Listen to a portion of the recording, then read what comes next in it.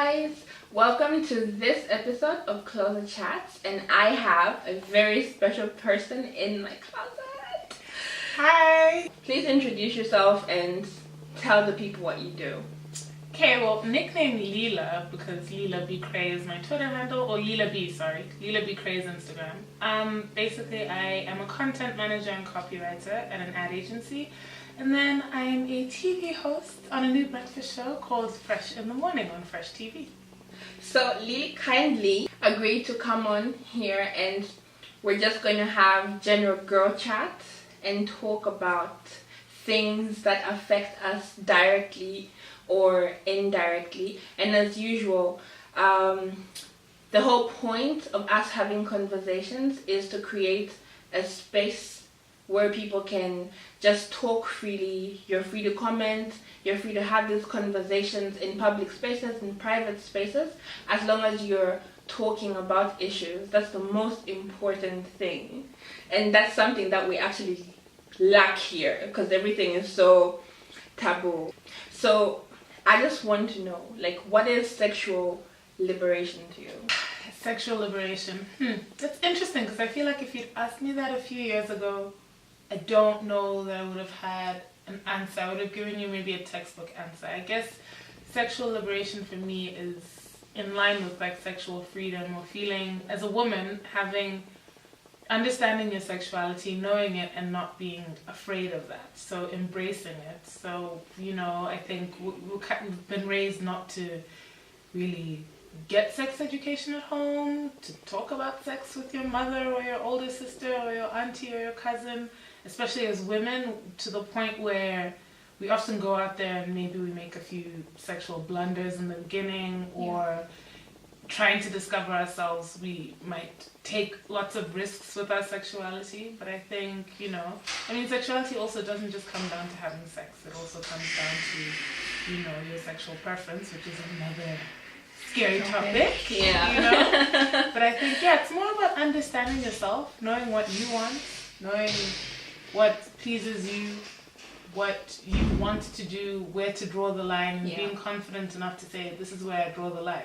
What I find interesting about the subject of sexual liberation in the African Zambian culture is that the moment you say sexual liberation, people think it's got to do with having sex with as many people as you want, to just going ham, having sex like a man, and just, all these stereotypical things. And again, what is having sex like a man in the first place? Why is there a difference?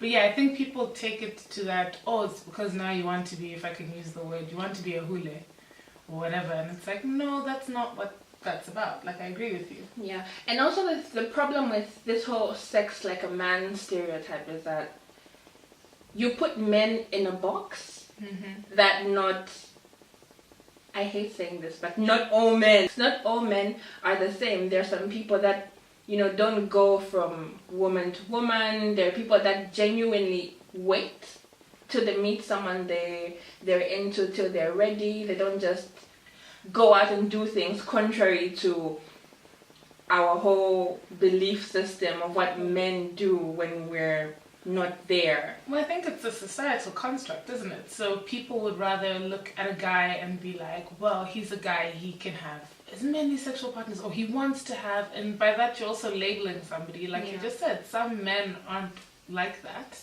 even though we don't want to be saying not all men. But I just think even with women, you can't determine. There are still going to be women who are more conservative with their sexuality, and women who are maybe not as conservative, but there's nothing wrong with actually having a full spectrum of people who just embrace however they want to embrace their sexuality. We're not out here saying everybody becomes sexually liberated today. No, if it's not your thing, then it's not your thing. As an African woman, do you think we're in the space where we are, I don't want to say allowed, but allowed to be free to express ourselves and free to be sexually liberated as much as men are? It's that burden that we've been carrying for so long, and I think in 2017 I think women of color, and especially African women, I think we're being more outspoken about what we feel like society has pressured us into or tried to corner us into. I think we're trying to fight for our sexual liberation. We're trying to say, you know, we can't just let men have this or get away with this, you know, and we, you know, slut shame other women online, or, you know, people share all these like nude pictures that get leaked, like that whole not respecting a woman thing. I think people are trying to sort of make a difference, and I think I've noticed that quite a few people who maybe 3 years ago were the same people who'd be like, yes, that woman shouldn't do this, or she shouldn't have sent that guy the naked photos. They've come around, sort of, to thinking that, okay, yeah, what that guy did was wrong because he violated someone else's privacy. I think it's still always going to be slow, because we do still very much live in countries where, as Africans, where, you know, even the government tells you to put your religion first, and, you know, if even at the most highest level of like government and the highest structure in family, you're always being told that like you need to behave a certain way. It's very hard for you to break out of those molds and to re-educate people, because it's re-educating young girls and grown women. It's also re-educating men. It's re-educating society, essentially. It's a lot of work. But one thing I've noticed is that every time someone comes out and they're open with their body, and they're open with their sexuality, and they're open with their sexual preferences, especially if it's like a woman, women tend to be the ones to bash that person. So I kind of wonder, on one hand, I wonder why men bash women. Like, what is so offensive to you about a woman who is free enough to be liberated? She wants to have one partner, she wants to have 5 partners, she doesn't want any strings attached, she wants strings attached. Like, what's the problem with women being at the point where they can express themselves enough to tell you what they want? First of all, with the men, and with the women as well. Why do some women tend to be so offended by the fact that someone can stand up for themselves? A fellow woman can stand up and demand respect for herself, whether she's dressed in a chitenge from head to toe, or she's wearing shorts and a crop top. You're offended by a woman telling you that she needs to have an orgasm. You know what I mean? She needs to have an orgasm, and this is how you're going to be taught. This is how she likes it. Like, what is so offensive about that? I think for me, what I would say about like the women, it can be a bit of this whole, I hate to say this because I don't necessarily in my close circle have it, but I see it happen even in the workplace. Pull it down syndrome. People kind of don't want you to be as sexually free or as happy because you're embracing yourself and you're able to wear what it is that you want to wear, because maybe they are jealous because they want to be able to do that, but they haven't gotten to a point where they're comfortable with themselves.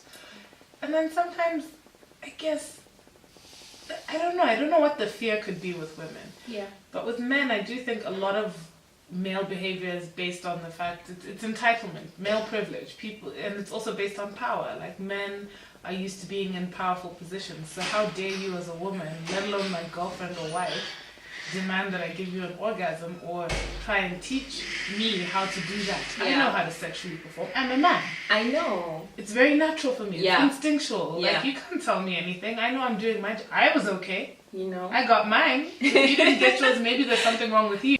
The whole power thing stems from men being taught that they're hunters and we're the hunted. So I don't think a lot of men are actually sexually liberated. I just feel like they just do what society has taught them to do, and then they turn around and have, you know, all these women, even in marriage, they have children outside marriage, they have mistresses, they have all these little girls, and they're dating all these people thinking it's a way to assert their manhood. But a person that's sexually liberated doesn't need to assert something. Yeah, it's all about being aware enough in yourself to understand that you make your choices and to respect the choices of other people. Yeah. Because you can't have sex with 10,000 people and turn around and say, oh, but I want to marry a virgin. But a lot of you out there are saying that. I know, and they're like, oh no, you can't marry damaged goods. And they're like, oh, you can't marry a girl who's got a child because that's damaged goods. People have already been in there. And I'm like... But that's the thing, like, I remember, I know an LM daughter, and somebody else also might have tweeted it. I don't know where it came from, but it said, take a look at yourself. If you feel like has devalued, if you feel like a woman is devalued by having multiple sexual partners, then what does that say about your manhood? It's going around devaluing women. Yeah. So, yeah, it's a bit interesting to me because I think, you know, this whole like either assertion of power, feeling like you need to prove a point and be a man, it is like what you said. For me, it's also slightly insecure because you should be able to be like, you know what, even if your friend Jeff or Mutale, or whatever his name is, has slept with 5 girls this week, but you guys hang out and he's always talking about his escapades, you should be able to be like, you know what, I don't want to be like Mutale. I am only going to be, you know, faithful to my one girl, or I've only had sex with one girl this week, and that's fine. Not feel pressure where it's like, but Mutale is having a good time out there. I also need to be having a good time out there. Yeah. It makes me less of a man because I'm not doing what Mutale is doing. No. And what Mutale is doing isn't necessarily wrong. That's just what Mutale's business. Yeah, that's his Stick to thing. your business and do your thing and what makes you feel comfortable. It's not a competition. Yes. I know a lot of men have these competitions. I know guys pass girls around in their groups. Yeah. I don't understand what that is, but you know what? If you guys, that's men being trash. I said it. I don't understand that because what are you insecure about that you need to have sex with 10,000 women to prove it? You know, if you know what you like and if you know what you want, that's fine. But the whole thing of, oh, I'm going to have sex with all these women, but women can't have sex with all these men, is problematic. It's a very problematic thing in our society. We are in a very patriarchal society, yes, but I feel like our young men our age, should do better. To flip the coin on its head, I think there's certain groups of girls who are also being competitive and with sexuality within your friendship group. It's like, oh, but I'm doing this. You need to advance like this. Not necessarily. I don't know if that's what they're saying to each other. I don't know how it works in your circles. I'm not part of it. There's a lot of think like a man. Think what is that? If men can act like a lady, think like a man type of thing, which goes back to the whole thing of stereotyping what a man is. You can't, if you don't want to be boxed in as a woman, you shouldn't box men in as well. Because if someone comes up to me and says, oh, a real woman does this, I'll be like, boy, you know what?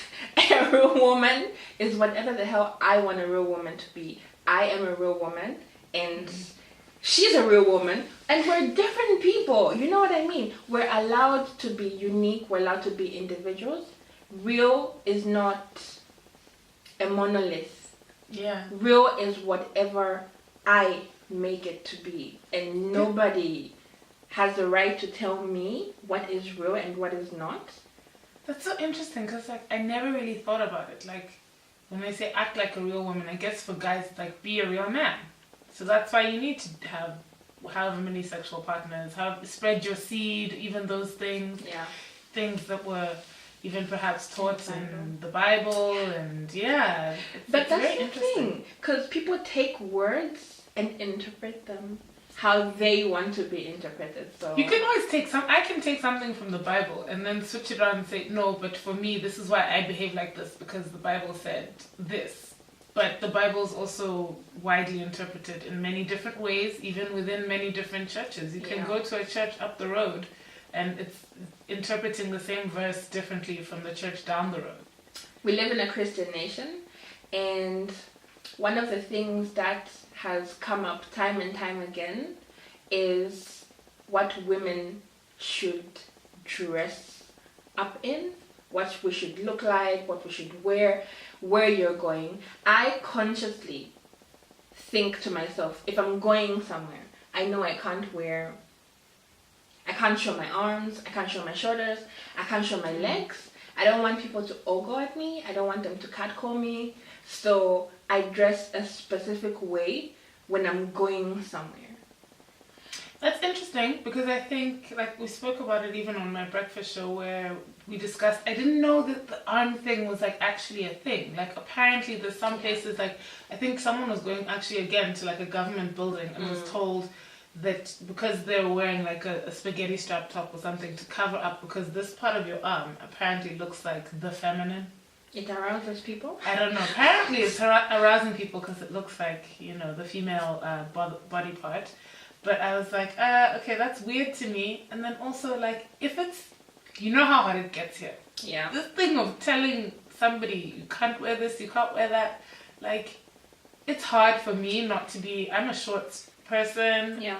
I want to be able to wear my shorts. I've gotten looks even in, like supermarkets from women before, where one woman, I overheard her saying something and I had to go up to her and I was like, look, just because you're unhappy, it's like 80 degrees outside. Okay, it wasn't. What did she say? You know, and you're wearing like your jeans. She was just shocked because she didn't think that I would say anything.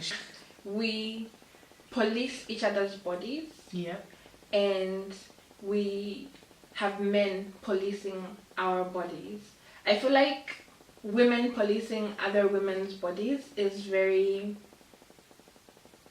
It's kind of backwards, honestly speaking. It doesn't help us grow as women, first of all.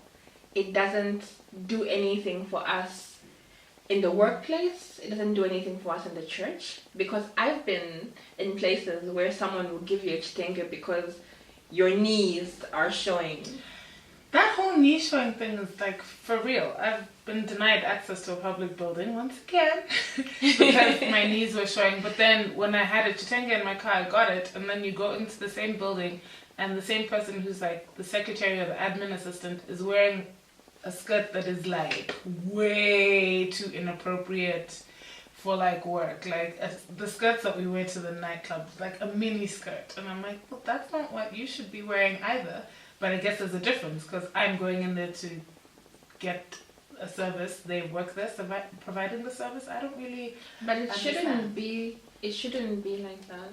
But I also want to say I don't think, like you said, it's backwards, and I get why you're saying that. But in a weird sense, it's not. What's really, if you wanted to think actually like a person backwards or whatever, you would actually be fine with women walking around with their breasts exposed. It's so weird because I see my mom's pictures, like some of my mom's pictures, and she's wearing short things. And now it's people her age and people my age that are telling us that we shouldn't wear short things, like don't wear certain things. So like what has changed?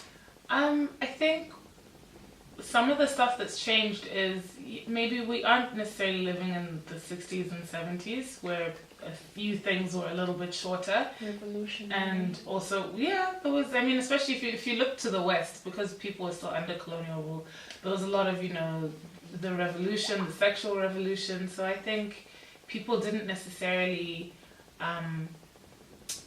have that pressure, and also because the same people who you live around, the same white occupants of your country or whatever, are dressing in a similar way, so you can dress in a similar way. But I think dress codes and all of that being enforced, I think it stems from, if you think about it, before colonialism, we weren't necessarily, our religion was not necessarily Christianity. Yeah. We didn't know Christianity. So then that comes into play. Also the different sections of Christianity and how conservative they are. And then also just the whole, if you look at, like, let's say apartheid, like systems that break people apart or oppress people. So oppressing us as the locals or making us the villagers, not necessarily giving us access to certain things, or also just saying, you know, if you want to participate in this section of society, if you want to leave the village and come to the big city, this is the dress code you must adhere to. So sort of things like that, I think, determined that sort of culture of like, this is why we dress this way, because we don't want to be looked at like we're savages or we're less than. And I think it's kind of just transferred onto present day, where I think now it's more, I don't know. I can't really explain why in 2017. We can keep blaming religion, but I saw a video this week. A lady was at a market and she was wearing a short skirt and there was a crowd around her and someone was trying to undress her and she had to be escorted by the cops. She had to get like a police escort and I think I heard someone say muvulin, undress her. So someone who's indecent according to you, you want her to be undressed. Which kind of defeats the purpose. I feel like there's a lot of perversion. Yeah. There's a lot of perversion when it comes to these things. What do you want to see? You don't want her to dress that way, but you want to see what she has. You're perverts, basically. Yeah. But I always say like that. I was actually having a conversation about this the other day because I was saying to my significant other that there's, for me, because we're discussing where do we think that comes from and why is it so prevalent in Zambia, and then I was like, you guys remember if you watched Game of Thrones, Shame, when she walked down, and that was like it's not just from Game of Thrones. Looking back on history in Europe, like, you know, if you're a woman accused of certain things or whatever, there was this walk of shame. That's how that whole phrase kind of came about, I think. I'm not sure, we can find out later, but like, yeah, they would like make sure that you're stripped naked and you walk and people throw things at you, they spit at you, they swear at you or whatever, because you need to, like, that's a way of you atoning for whatever you've done, or a way of you being punished for whatever it is that you've done. So I think this whole aspect of seeing women naked or wanting to, and then also in Game of Thrones, the use of the term shame. I mean, the word shame itself. So I don't know, I suppose this is supposed to shame us, beat us into some kind of submission, the whole stripping us in town. Because your body is a thing of shame? Yes, because if you think about it, women have been, when you're a little girl, you are taught to be ashamed somewhat of your sexuality.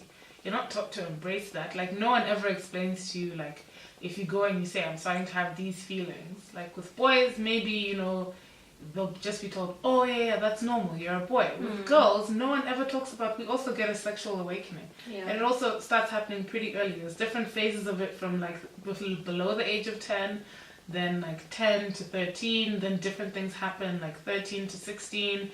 It's a continuous thing, and I think with boys, it's like, oh, it's expected. We know that they get certain feelings, or they wake up in the morning feeling like this. But with girls, it's like, oh no, we don't talk about that because you're not supposed to have feelings of sexuality. You're supposed to wait for a man to awaken those feelings. Yes. And once those feelings are awakened, you are a vessel for someone to get pleasure out of you. You're a vessel for someone to get children out of you. So whether you get yours or not, it doesn't matter. Couldn't have said it better myself. On policing women's bodies, there is this notion of what an African woman's body should look like. It's, you know, that whole Coca-Cola bottle shape, that whole calabash looking. You need to just look like you need to be shaped like a calabash, and that's like what a real African woman looks like. Yeah, that's interesting, because how many African women, like, okay, we're not really setting a good example being the ones here doing this, because we are like a bit more curvy. Yeah. But I mean, I know girls are even curvier than me, but like I also know girls, like even in my family, who are very like thin or like naturally skinny and maybe don't have all the curves, I guess, in all the alleged right places, but they're obviously African women. They're African. Yeah. So I guess it's weird that there's this perception that the African woman should look a certain way, but I don't really know if that's more. It was within our culture, but I also think now it's also just in terms of women of color. I think now it's a global phenomenon of. You gotta have curves, and I guess curvy and thick is in, and it's very damaging to people's self-esteem, I find. And when people constantly tell you that this is what you need to look like, it doesn't help. It doesn't help growing girls, and it doesn't help older women. And I feel like, come on, we live in Africa, you know, It's such a diverse continent. We have so many different body types, so many different skin tones. Why do we want to restrict ourselves to one thing? Why can't we just embrace all these different, beautiful, gorgeous bodies? Because we don't tell men that they need to look like Shaka Zulu in the history books. You know what I mean? We don't tell men that they need to go out there and be getting them 6-packs because mkaba is not a attractive thing, that pot belly that you're walking around with. But nobody says things like that. I mean, I'm not saying that it's not. I'm not anti whatever. Like, your body's your body. Yeah. It just can look a little odd when someone's 22 and has a But belly you know of what? a 65. That whole belly thing. I like how men just like own things. But it was also associated with wealth. A Exactly. certain level of wealth to begin with. People that are bigger or people that have bellies, it just means that you're eating well. For me, it's more like health concerns. But going back to what we were saying about like women and curviness, I think it's very strange because we have, like what you were saying, we've always had an example of a Lupita Nyong'o. There's always been an example of, what's her name, Iman, who was married to David Bowie. There's always been different body type examples, not just based on whether they're East African, West African, because, we do come in all shapes and sizes. There are going to be skinny people, there are going to be naturally curvy people, but there's always actually has been different examples. A diverse range but of I think people the that focus, are out there. Yeah, I think the focus has become too much on like the curves, and we live in that post Kim Kardashian era where, and Iggy Azalea is going and getting whatever implants, and all these other girls are going and getting, bigger thighs, fat injections in different places, which sometimes are not safe and are very harmful. Yeah. And I think, we shouldn't, I don't know when we're ever going to strike a balance where we're not praising one body type over another. Because if you remember, it was like Kate Moss and Naomi Campbell were the ideal, like in the 90s, you want to be svelte like that or whatever. Or like Cindy Crawford, she wasn't too skinny, not too big. And now, you have your Ashley Grahams as curvy models, and you have your Kim Kardashians as other examples. Yeah. But I'm just wondering, when is it ever going to be a thing where we can say, listen, we can appreciate beauty of all shapes and sizes. We're all just... Yeah. We're all beautiful. It's fine to be who you are. It's fine for the next person to be who they are. When it comes to having big boobs, people just want you to cover up. But then they don't understand that sometimes you can't find things that cover you. And other times you just want to do whatever the hell you want to do. I will say I grew up, because I think I've been generally around, I've gotten a bit bigger because I've gained some weight, but I've generally been the same bra size since the time I was about 15. Yeah. Which is was excessive because I used to be very smaller and I was much smaller and athletic. So I think I kind of grew up with a little bit of a, I want to cover them up type thing. And I think even now, a lot of stuff that's in my wardrobe is conservative. It's not going to be too low cut. And I even find myself sometimes when I am wearing something low cut feeling a little bit it's a little too, because of the stares that I get. Yeah. But at the same time, I envy some of my female friends who have big ones and just have always sort of worn low cut things to the point where people don't necessarily look. But I think part of the reason why people look so much when it's me is because I don't do it often. But I feel like you should be able to wear whatever you want to wear. Yeah. As long as they're not hanging all the way down to your belly button or something. Wear the right support, wear things that are flattering. But if you want to wear a scoop neck or whatever, go ahead and do that. Which makes me, I was reading something. There's a girl that I follow. I love her. She's really body positive, and she was talking about how we shame people, people with not small, perky nipples up to here type boobs. I just shamed myself or my own people because I said as long as they're not hanging down to your belly button. That's inside me. It's ingrained. That's actually what triggered me. So she was talking about how we shame people for having breasts that are not stereotypically accepted. Yeah. And I definitely have an issue. I'm not going to go out without support. Like I haven't reached. I was looking at her pictures, and she's on YouTube. She does videos without like her bra, and she's like, you know what, my tits are sagging. Fuck it, whatever. You know, it is what it is. I don't have the same breast as the next person, which is something that I think a lot of us aren't taught. When it comes to women, we don't accept the differences in our bodies. We're different. We'll accept the faces. Our faces are different. Yeah, cool. But we expect our vaginas to look the same.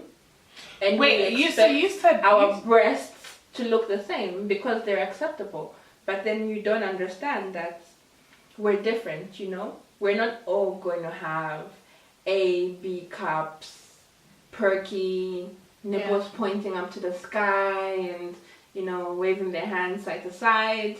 Some people have, you know, medium, big, saggy, like whatever it is. Like pear-shaped, whatever it is. Why do we feel the need to tell people to wear a bra? Wear a bra. Well, I think it also comes down to like the way that you're raised. Like I remember in my house, it was always, again, being taught to sort of body shame. Like I know my aunts, because my mom passed away when I was 10, so I didn't really have like boobs yet. But my aunts would be like, oh, you have to wear a bra and cover up when you're around, like even other men in your family. Whereas like now, I mean, I can be in the same house as my brother and my dad, and I'm not going to wear a bra. I can wear like my pajamas without wearing a bra. Because how much effort is that? To have to like, oh, let me go back into my room, put on a bra underneath my pajamas so that I'm doing something that's socially acceptable, so that my brother or my father doesn't sexualize me. Like, they don't even look at me like that. Yeah. So, you know, it's kind of that thing of, again, shame. And I just realized something. We're doing this for YouTube, and I didn't say the word vagina earlier. I didn't say penis. I can actually say fuck it. What? I'm so used to being on local TV, guys. So I just think it comes down to that. It's, again, that attachment that we have to, like, being ashamed of our bodies, ashamed of our sexuality. Yeah. We can't embrace anybody else's, especially when society's giving you, this is ideal. Like when Marilyn Monroe was popular, that was an ideal body shape and whatever. So that was also like something that people were taught to aspire to, you know? And remember, like we used to have bras at one point used to be like pointy and quite bras, coney. And like now in 2017, like nobody would ever want to wear that. You'd feel so insecure. But it's, again, fashion just like changes and evolves, or sometimes comes back full circle. So, you know, I guess whatever's a fad now is probably going to be a fad again later. So, again, we should just baseline it, be able to accept anything and everything that people are and what they wear. How can you accept other people how can you accept other people who are free with their bodies, who are free with their sexual lives, who are liberated, who are more liberal than you, when you haven't learned to accept yourself and your body? I mean, I feel like that's the question, that's the answer to the question, is the question itself, is that you can't really, I mean, like as much as I'd love to say I'm like fully sexually liberated, if you rewatch this, you're going to see I said some problematic things, or I said some things which kind of went against some of what I was saying. I mean, I'm not all the way there, but I think having an open mind, listening to other people, and just, you know, like if you're even curious about why does your friend love dressing that way, or why does your friend go braless all the time, ask. And maybe it's not even for the reason that, you know, you've been sort of conditioned to think.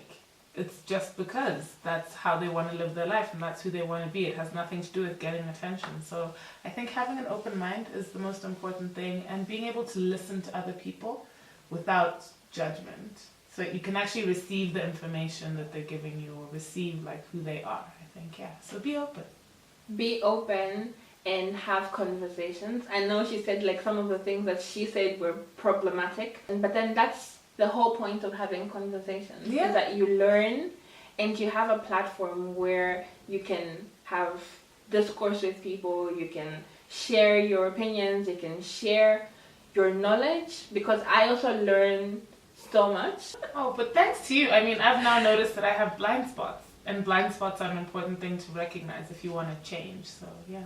So thanks for watching, guys. If you enjoyed the conversation, let me know in the comments below. You can follow her. She's very vocal on Twitter. She's really vocal on Twitter. You can subscribe, comment, ask questions. This is a very open-ended conversation, and would love to continue the conversation in person, at your home, talk to your people, or online. Comment below, tweet us, talk to us. Bye guys. Bye.